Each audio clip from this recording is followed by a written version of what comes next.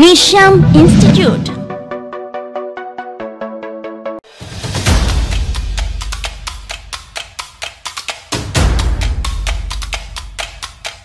రెండు 2021-22 ఫిబ్రవరి 1న నిర్మలా సీతారామన్ ప్రవేశపెట్టిన మొత్తం బడ్జెట్ 34,83,236 కోట్లు.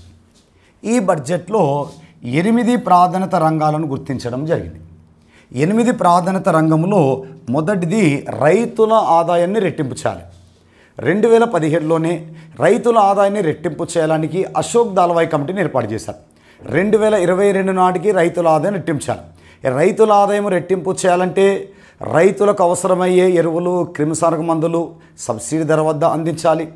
అదేవిధంగా రైతులకు బ్యాంకుల దగ్గర పోతే తక్కువ వడ్డీ రేటుకు రుణాలను అందించాలి. రైతులు ఉత్పత్తి చేసిన వస్తువులకు గిట్టుబాటు ధరను కల్పించాలి. రైతుల పెట్టుబడి కోసం ప్రభుత్వం ఆర్థిక సహకారం అందించాలి. దానికోసం ప్రధానమంత్రి కిసాన్ నిధి కూడా ఏర్పాటు చేశారు. రైతుల ఆదాయాన్ని రెట్టింపు చేయటమే మొదటి అంశం. రెండోది యువతకు ఉపాధి అవకాశాలు కల్పించడం ద్వారా దేశంలో నిరుద్యోగాన్ని తగ్గించవచ్చనే ఉద్దేశం కొద్దీ యువతకు ఉపాధి కల్పించాలి, దేశంలో నిరుద్యోగాన్ని తగ్గించాలి.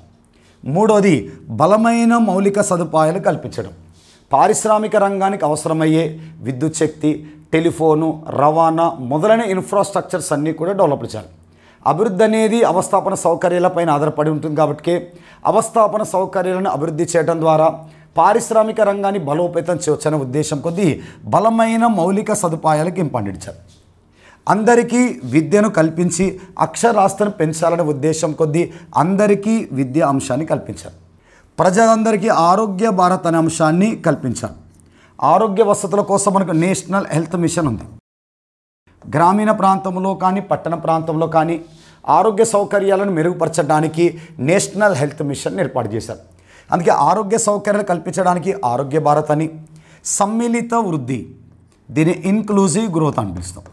ఇన్క్లూజివ్ గ్రోత్ అంటే అన్ని రంగాలు, అన్ని వర్గాల వారిని, అన్ని ప్రాంతాలను కలుపుకొని అభివృద్ధి సాధించటాన్ని ఏమంటామంటే సమ్మిళిత వృద్ధి. అంటే అభివృద్ధి జరిగేటప్పుడు ఎస్సీ, ఎస్టీ, బీసీ, మైనారిటీ అన్ని వర్గాల వారిని కలుపుకొని త్వరితగతిన వ్యవసాయ రంగము, పారిశ్రామిక రంగం, సేవా రంగం ఈ 3 రంగాలను అభివృద్ధి చేయటాన్ని ఇన్క్లూజివ్ గ్రోత్ అని, దాన్ని సమ్మిళిత వృద్ధి అంటాం. నాణ్యమైన పరిపాలన అందించాలి, అవినీతి లేని పరిపాలన అందించాలని సుపరిపాలనకు ఇంపార్టెంట్ ఇచ్చారు. ఆరోగ్య రంగ సౌకర్యాలు మెరుగుపరచాలి, శిశు మరణాలను తగ్గించాలి, ప్రసూతి మరణాలను తగ్గించాలనేది ఆరోగ్య రంగం యొక్క ముఖ్య ఉద్దేశం. అంటే బడ్జెట్లో మనకు ఎన్ని అంశాలకు ప్రాధాన్యత ఇచ్చారన్నప్పుడు 8 అంశాలకు ప్రాధాన్యత ఇచ్చారని గుర్తుంచుకోవాలి. బడ్జెట్లో మొత్తం బడ్జెట్ ఎంత అన్నప్పుడు 34,83,236 కోట్ల బడ్జెట్ను ఫిబ్రవరి 1వ తారీఖున నిర్మలా సీతారామన్ మనకు ప్రకటించింది. ఈ బడ్జెట్లోనే 6 పిల్లర్స్కి ఇంపార్టెంట్ ఇచ్చారు. 6 పిల్లర్స్ అంటారు. 6 పిల్లర్స్కి మనకి ఇంపార్టెంట్ ఇచ్చారు. 1 ప్రజల ఆరోగ్యము, యోగక్షేమాలపైన ప్రాధాన్యత ఇవ్వాలన్నారు. రెండోది ఆర్థిక రంగము, మౌలిక సదుపాయాలకు ప్రాధాన్యత, ఇంత చెప్పినట్టు ఇన్ఫ్రాస్ట్రక్చర్స్. అదేవిధంగా సమ్మిళిత వృద్ధి, ఇన్క్లూజివ్ గ్రోత్కి ఇంపార్టెంట్ ఇవ్వాలని, అన్ని రంగాలు, అన్ని ప్రాంతాలు, అన్ని వర్గాల వారిని అభివృద్ధి చేయటాన్ని మనం ఇన్క్లూజివ్ గ్రోత్ అంటాం. మానవ వనరులను అభివృద్ధి చేయాలి. మానవ నైపుణ్యతను పెంచాలంటే విద్యా రంగాన్ని బలోపేతం చేయాలనే ఉద్దేశం కొద్దీ హ్యూమన్ రిసోర్స్కి ఇంపార్టెంట్ ఇచ్చారు. నవకల్పనలు, గతంలో నవకల్పనల గురించి షుంపిటర్ని ఆర్థిక చెప్తుంటాడు. పాత పద్ధతి స్థానంలో ఆధునిక పద్ధతులు ప్రవేశపెట్టాలి, ఇన్నోవేషన్స్ను ప్రాధాన్యత ఇచ్చారు. మనకు నవకల్పనలకు ప్రార్థించారు. అవినీతి లేని పరిపాలన, కనిష్ట ప్రాచుర్యం, గరిష్ట పాలనకు మనకు ఇంపార్టెంట్ ఇచ్చారు. అంటే బడ్జెట్లో 8 అంశాలను ప్రాధాన్యత అంశాలు గుర్తించారు. 6 పిల్లర్స్ అనేది మనకు గుర్తించారు. వీటికి ఎక్కువ ఇంపార్టెంట్ ఇచ్చారు. బడ్జెట్లో మనకు రూపాయి రాక ఉంటుంది, రూపాయి పోక ఉంటుంది. ఈ బడ్జెట్లో మనకు అప్పుల ద్వారా రూపాయిలో 36 పైసలు అంటాం. రూపాయి రాక అని పిలుస్తుంటాం. రూపాయి రాక అన్నప్పుడు అప్పుల ద్వారా ఎంత అంచనా వేస్తున్నారంటే 36 పైసలు అంటాం. రూపాయిలో 36 పైసలు మనకు అప్పుల ద్వారానే వస్తున్నాయంట.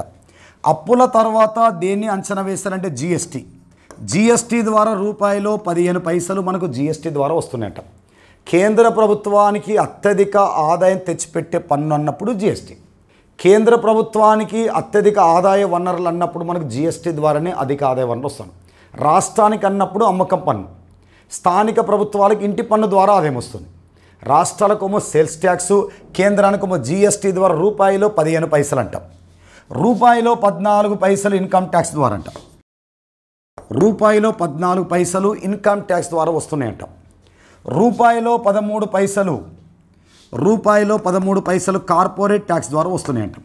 ఒక కంపెనీ యొక్క వార్షిక లాభాలపైన, నికర లాభాలపైన విధించబడే పన్నును ఏమంటే కార్పొరేట్ పన్ను. అప్పుల ద్వారా 36 పైసలు రూపాయిలో, జీఎస్టీ ద్వారా 15 పైసలు, ఇన్కమ్ ట్యాక్స్ ద్వారా 14 పైసలు, కార్పొరేట్ ట్యాక్స్ ద్వారా 10% మనకు అంచనా వేయటం అనేది జరిగింది. అదేవిధంగా రూపాయి పోకలో చూసినట్టయితే అధికముగా దేనికి ఇచ్చిన వడ్డీ చెల్లింపులు, అక్కడ అప్పుల ద్వారా అధిక ఆదాయం వస్తుంది కాబట్టి వడ్డీ చెల్లింపులు రూపాయిలో 20 పైసలు వడ్డీ చెల్లింపులకే వెళ్ళిపోతున్నాయంట. 16 పైసలేమో రాష్ట్రాల పన్నుల వాటా.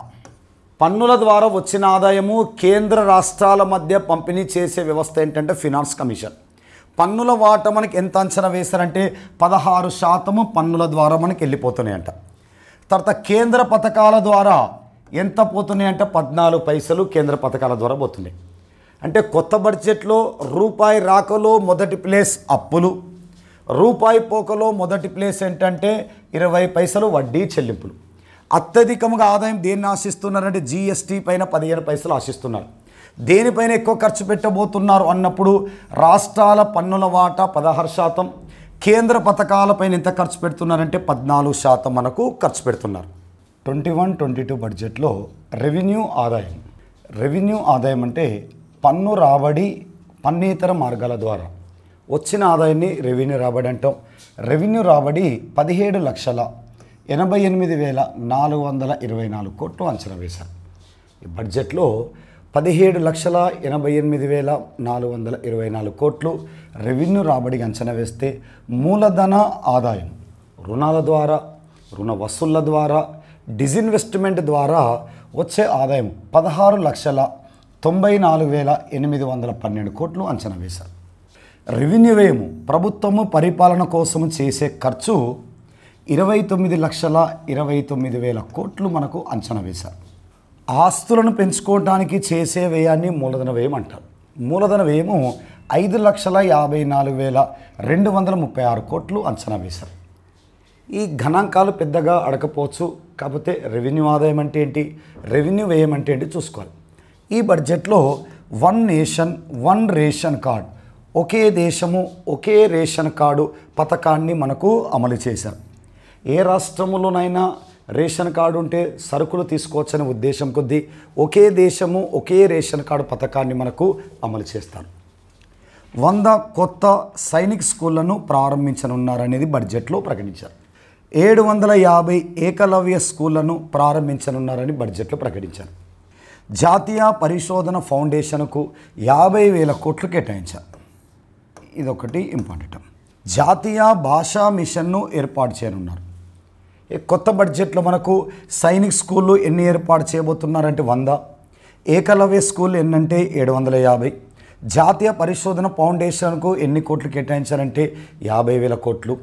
1 నేషన్ 1 రేషన్ కార్డును దేశవ్యాప్తంగా అమలు చేయబోతున్నారు అని ఎప్పుడంటే ఏ బడ్జెట్లో ప్రకటించారంటే 2021-22 బడ్జెట్లో. ఏ పథకానికి ఎన్ని కోట్లు కేటాయించారంటే ఈ బడ్జెట్లో 21-22 బడ్జెట్లో ఏప్రిల్ 1 నుంచి 2021 ఏప్రిల్ 1 నుంచి 2022 మార్చి చివరి వరకు ఉపాధి హామీ పథకము MGNRGS, ఈ MGNRGSను పనికి ఆహార పథకం అనే పేరుతో 77లో ఫుడ్ ఫర్ వర్క్ స్కీమ్ అనే పేరుతోటి ప్రవేశపెట్టారు. దీనిని 2005 సెప్టెంబర్ 7వ తారీఖున ఉపాధి హామీ పథకానికి చట్టం తీసుకొచ్చారు. దాన్ని NREG అని పిలుస్తుంటాం, national rural employment guarantee act. 2006 ఫిబ్రవరి 2న NREGS అనే పేరుతో అమల్లోకి వచ్చింది. National rural employment guarantee school అనే పేరుతోటి, స్కీమ్ అనే పేరుతోటి వెనుకబడిన 200 జిల్లాలో దీన్ని ప్రారంభించారు. 2007లో మరో 130 జిల్లాల్లో దీన్ని ప్రారంభించారు. 2008 నాటికి దేశవ్యాప్తంగా అమలు చేశారు. 2009 అక్టోబర్ 2న దీనికి ఏమని పేరు పెట్టారంటే MGNRGS అని మనకు పేరు పెట్టారు. ఈ పథకానికి అయ్యే ఖర్చు కేంద్ర ప్రభుత్వము 90%, రాష్ట్రము 10% భరిస్తుంది. కేంద్ర రాష్ట్రాల వాట ఎంతంటే 90:10. ఈ పథకానికి ఎన్ని కోట్లు ఖర్చు పెట్టబోతున్నారంటే 73,000 కోట్లు ఖర్చు పెట్టబోతున్నారు. గత బడ్జెట్తో పోలిస్తే 19% నిధులు అనేటివి పెరిగినాయి. ఇది ఉపాధి హామీ పథకానికి. నేషనల్ ఎడ్యుకేషన్ మిషన్కు 34,300 కోట్లు కేటాయించారు. కుటుంబ మరియు ఆరోగ్య మంత్రిత్వ శాఖకు 73,932 కోట్లు ఈ బడ్జెట్లో కేటాయించారు. ఎడ్యుకేషన్ విద్యా మరియు ఆరోగ్య మంత్రిత్వ శాఖకు 93,224 కోట్లు ఈ బడ్జెట్లో కేటాయించారు. రైల్వే ఆరోగ్య మంత్రిత్వ శాఖకు 1,10,055 కోట్లు కేటాయించారు. రోడ్డు మరియు రవాణా శాఖకు 1,18,101 కోటి కేటాయించారు. ఇదొకటి ఇంపార్టెంట్. రూరల్ డెవలప్మెంట్ గ్రామీణ అభివృద్ధి మంత్రిత్వ శాఖకు 1,33,690 కోట్లు కేటాయించారు. హోంశాఖ అభివృద్ధి మంత్రిత్వ శాఖకు 1,66,547 కోట్లు మనకు కేటాయించడం అనేది జరిగింది. అదే డిఫెన్స్ అభివృద్ధి మంత్రిత్వ శాఖకు 4,78,196 కోట్లు కేటాయించడం అనేది జరిగింది. ఒకసారి ఫిగర్ అసలు చెక్ చేసుకుంటే సరిపోతుందాం.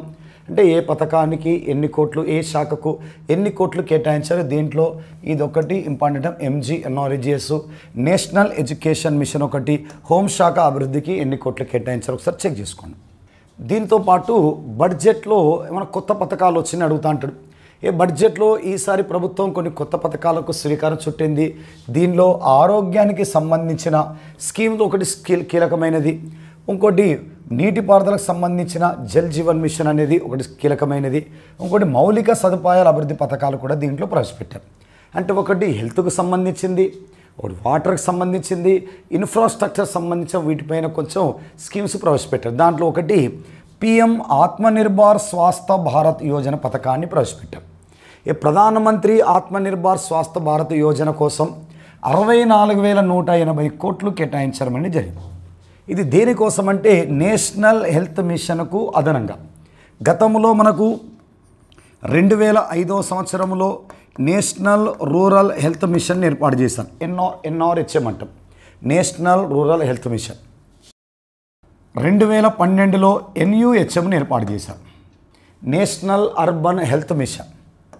2013లో ఈ రెండింటిని కలిపి NHMగా ఏర్పాటు చేశారు, నేషనల్ హెల్త్ మిషన్.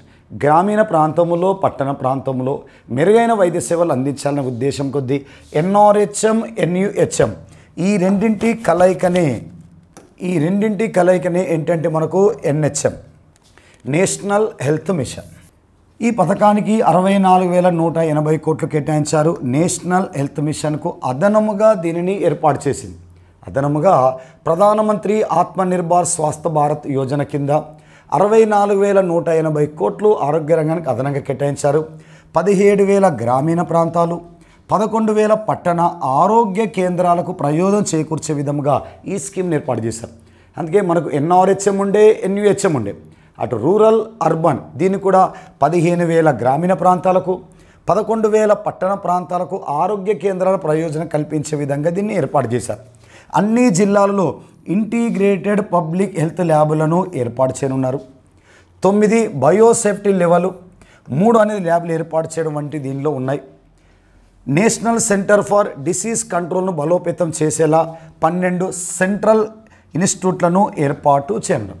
టోటల్గా ఇది ఆరోగ్య రంగాన్ని బలోపేతం చేయడానికి గ్రామీణ ప్రాంతంలో, పట్టణ ప్రాంతంలో ఆరోగ్య రంగం కోసం ఆత్మనిర్భర్ స్వాస్థ్య భారత్ యోజన పథకాన్ని ప్రవేశపెట్టారు. ఇది నేషనల్ హెల్త్ మిషన్కు అదనంగా గుర్తుంచుకుంటే చాలు.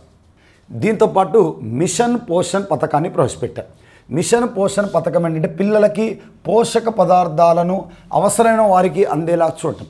0 నుండి 6 సంవత్సరాల మధ్య పిల్లలకి పౌష్టిక ఆహారం అందించాలనే ఉద్దేశం కొద్దీ మిషన్ పోషణ్ పథకాన్ని ప్రవేశపెట్టారు. ఇది 112 జిల్లాలలో పోషక లోపాలను సరిచేయాలా చూడటమే మనకు దీని యొక్క ముఖ్య ఉద్దేశం. అందుకే దీనిలో supplementary nutrition program, Poshan Abhiyaan పథకాలను ఏం చేశారంటే విలీనం చేయటం అనేది జరిగింది. దీంట్లో విలీనం చేసిన పథకాల్లో ద సప్లిమెంటరీ న్యూట్రిషన్ ప్రోగ్రామ్ ఒకటి, పోషణ్ అభియాన్ అనే స్కీమును రెండింటిని విలీనం చేసి పోషణ్ 2.0 అనే పేరుతోటి మిషన్ పోషన్ 2.0 పథకం అంటే 2 పథకాలను దీంట్లో మనకు కలిపేశారు. సప్లిమెంటరీ న్యూట్రిషన్ ప్రోగ్రామ్ ఒకటి, పోషన్ అభియాన్ స్కీమ్ అనేది ఒకటి. కేవలం పిల్లలకి పౌష్టికాహారాన్ని అందించి పౌష్టికాహార లోపాన్ని సరిచేయాల ఉద్దేశం కొద్దీ మిషన్ పోషన్ అనే పథకాన్ని ప్రవేశపెట్టారు. దీంతోపాటు జల్ జీవన్ మిషన్ అనే కార్యక్రమాన్ని కూడా ప్రారంభించారు. దీని ప్రధాన ఉద్దేశం ఏంటంటే వచ్చే 5 సంవత్సరాలలో పట్టణ ప్రాంతాల్లో స్వచ్ఛమైన నీరును అందించేందుకు 2,87,000 కోట్ల జల్ జీవన్ మిషన్ అర్బన్ అనే పేరుతో ఈ పథకాన్ని మనకు ప్రవేశపెట్టాం. గతంలో మనకు గ్రామీణ ప్రాంతంలో జల్ జీవన్ మిషన్ ప్రతి ఇంటికి ట్యాపుల ద్వారా నీటి సరఫరాను అందించాలనే ఉద్దేశం దీన్ని ఏర్పాటు చేస్తే ఇది కేవలం 5 సంవత్సరాలలో పట్టణ ప్రాంతాల్లో స్వచ్ఛమైన నీరును అందించడానికి 2,87,000 జల్ మిషన్ అర్బన్ పేరుతో ఈ పథకాన్ని మనకు ప్రారంభించారు. దీనిలో 2.86 కోట్లతో మందికి కుళాయిలు కనెక్షన్లు ఇవ్వనున్నారు. 4,378 పుర నగరపాలక సంస్థలకు మంచినీటి సరఫరా చేయనున్నారు. దీంతోపాటు 500 అమృత్ నగరము, అమృత్ మీన్ ఏంటంటే Atal mission for rejuvenation urban transformation. ఈ అమృత్ పథకాన్ని 2015లో ప్రవేశపెట్టడం, పట్టణ ప్రాంతములో మౌలిక వసతులు కల్పించడానికి అమృత్ పథకం కింద ఏపీ నుంచి 31 పట్టణాలను మనకు ఎంపిక చేయటం అనేది జరిగింది. పట్టణ ప్రాంతంలో మౌలిక వసతులు కల్పించడానికి అమృత్ నగరాల్లో లిక్విడ్ వేస్ట్ మేనేజ్మెంట్ నిర్వహించనున్నారు. అంటే పట్టణ ప్రాంతంలో త్రాగునీరు సౌకర్యం ప్రజలకు అందుబాటులో ఉండాలనే ఉద్దేశం కొద్దీ జల్ జీవన్ మిషన్.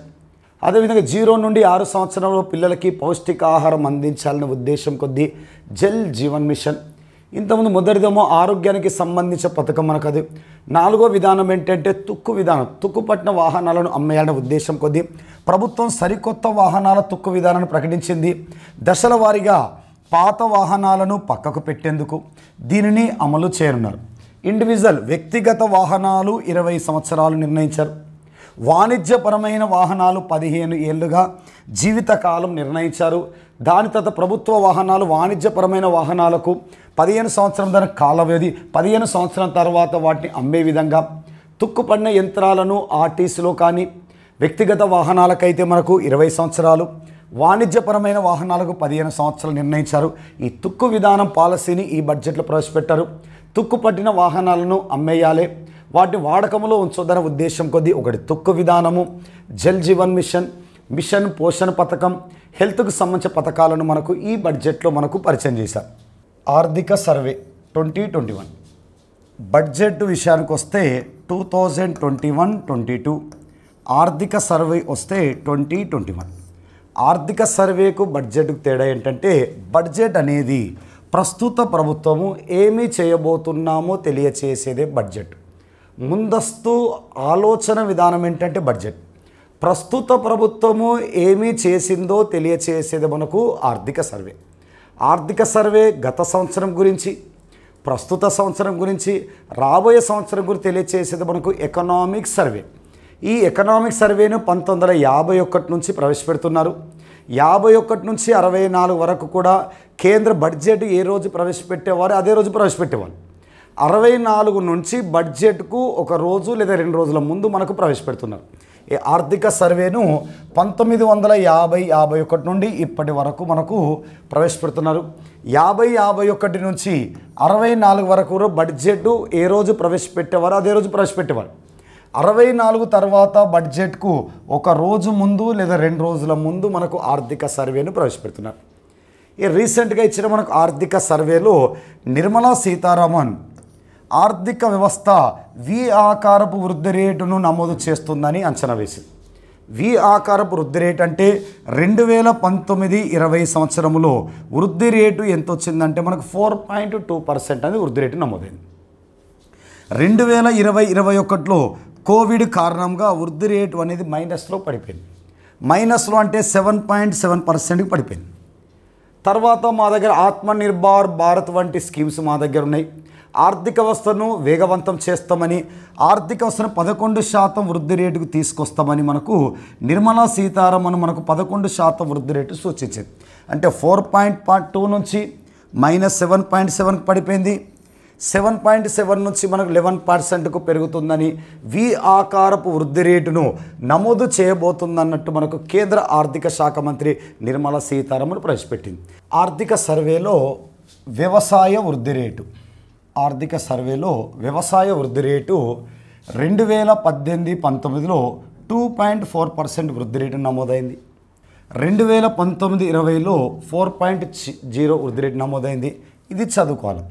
2021 ఆర్థిక సర్వే చదువుకోవాలి. వ్యవసాయ వృద్ధి రేటు 2021లో 3.4, 2021లో పారిశ్రామిక వృద్ధి రేటు మైనస్లో పడిపోయింది, -9.6 పడిపోయింది.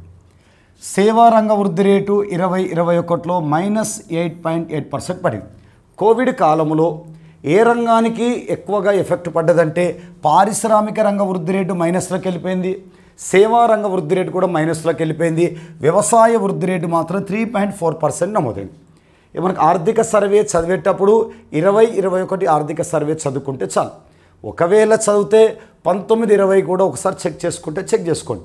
19-20లో వ్యవసాయ వృద్ధి రేటు 4%, పారిశ్రామిక రంగ వృద్ధి రేటు 0.9%, సేవా రంగ వృద్ధి రేటు ఎంత అంటే మనకు 5.50.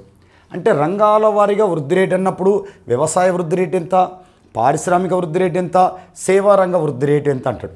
విదేశీ మారకపు నిల్వలు ఆర్బీఐ వద్ద ఉన్న బంగారపు నిల్వలు కావచ్చు, ఐఎంఎఫ్ వద్ద ఉన్న ఎస్డిఆర్ అంట, స్పెషల్ డ్రాయింగ్ రైట్స్, వీటి ఏమంటే ఫారెక్స్ రిజర్వ్స్ అంటారు.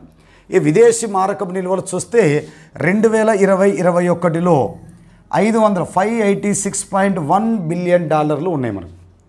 గతంలో 19-20లో చూసినట్టే 475.6 బిలియన్ డాలర్లు ఉన్నాయి మనకు. 18-19లో చూస్తే 411.9 బిలియన్ డాలర్లు ఉన్నాయి. ఇది కూడా మనకి ఎక్కడ చూసుకోవాలంటే 2021 రిపోర్ట్ చూసుకోవాలి. ఇది 2021 రిపోర్ట్ చూసుకోవాలి, ఇది కూడా 2021 రిపోర్ట్ చూసుకోవాలి. ఆహార ధాన్యాల ఉత్పత్తి గమనిస్తే 2019-20లో 296.7 మిలియన్ టన్నులు నమోదైంది. 2021 చూస్తే 144.5 మిలియన్ టన్నులు మనకు ఆహార ధాన్యాల ఉత్పత్తి నమోదైంది. 18-19లో చూస్తే 285.2 మిలియన్ టన్నులు నమోదైంది. అంటే 285 నుంచి 296 పెరిగింది మనకు. 2019-20లో ఆహార ధాన్యాల ఉత్పత్తి ఎంత అన్నప్పుడు 296.7, 2021 చూస్తే 144.5 మిలియన్ టన్నులు నమోదైంది.